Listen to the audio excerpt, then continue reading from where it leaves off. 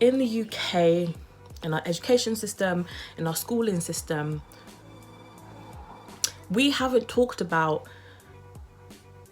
history properly. And so a lot of like normal British civilians almost feel like these things are fairy tales, like it's not real. Things that keep happening are attached to a system. It comes together. What do we do right now? Hey guys, I know you feel me and I feel you too. My goodness. I don't think that I've been this, I don't know what the word is. Well, since the last time it happened, really. I don't even say, you know, what's going on, because we all know what's going on. We all understand the system in which we live, but I'm like what you classify as an empath. So if someone is expressing something to me, I'm the type of person that I would feel it. Or you know, people who can just like sense feelings, or you feel quite deeply. You know, the chick who's in Marvel, but in Guardians of the Galaxy, I forgot her name, with the antennas, and she can like that's like, yeah.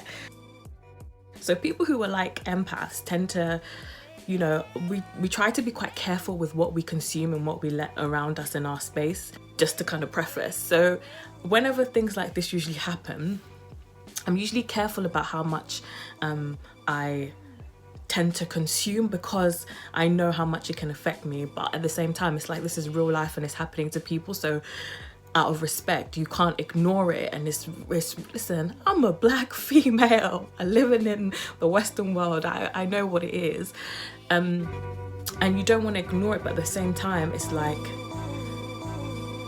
the more you look at it, the angrier you get, which is absolutely and completely understandable. And like, there's so much injustice that you should be angry. And I think what scares me most sometimes is people who aren't, like people who are not moved, because I'm like, so is it that you have chosen to not?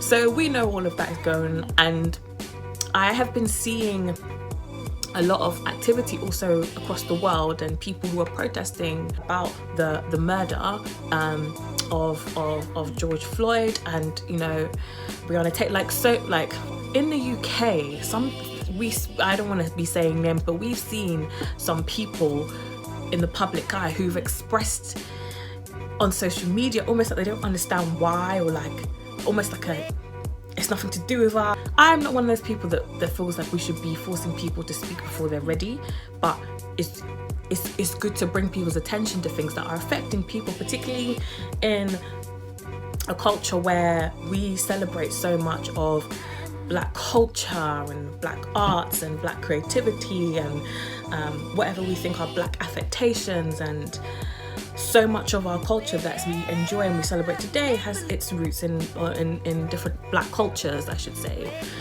So when things happen, it's always really interesting to see who says nothing and who doesn't seem to express any kind of empathy. Like, I saw a tweet that says that people want to celebrate the rhythm but not the blues, and it all comes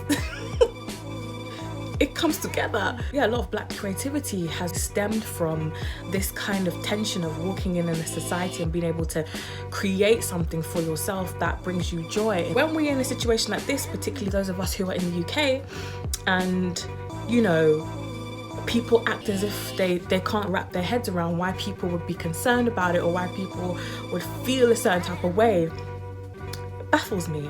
And then I was going to Lidl, shout out to Lidl, the other day, and I was in my car and I was just thinking, and I was thinking that a lot of the reason why it's like people don't really get it is because in the UK, in our education system, in our schooling system, we haven't talked about history properly. Black history was just slavery and it was bad. We haven't really explored the effects of it, particularly in this country, for people to really understand why certain things are not just one-off, and then that's it. Certain things that keep happening are attached to a system that was set up and built to enable these things to happen, and the system was never completely pull down.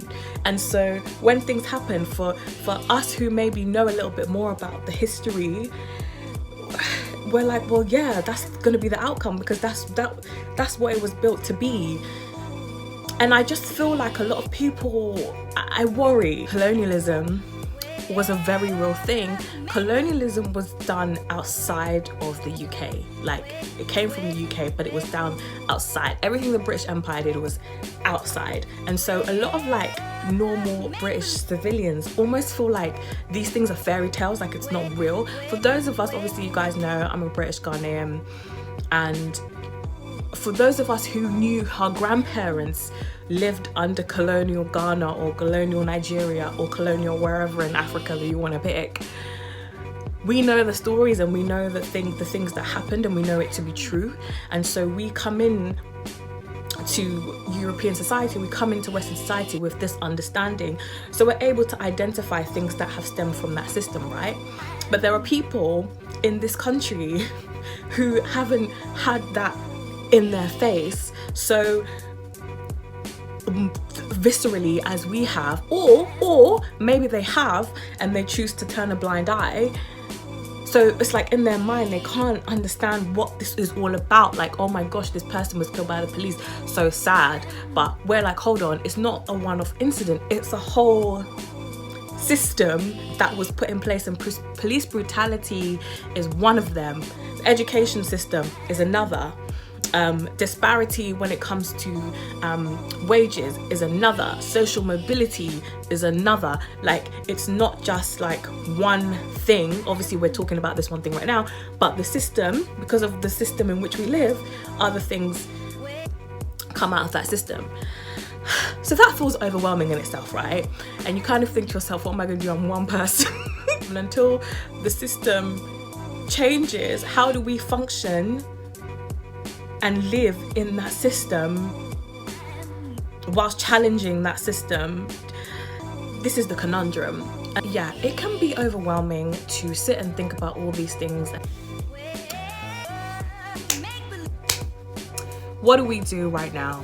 And I guess one of the main reasons, and the reason really that I built my platform, was because I wanted to be able to support people to be prepared as much as you can to be able to navigate in the current setup that we have, to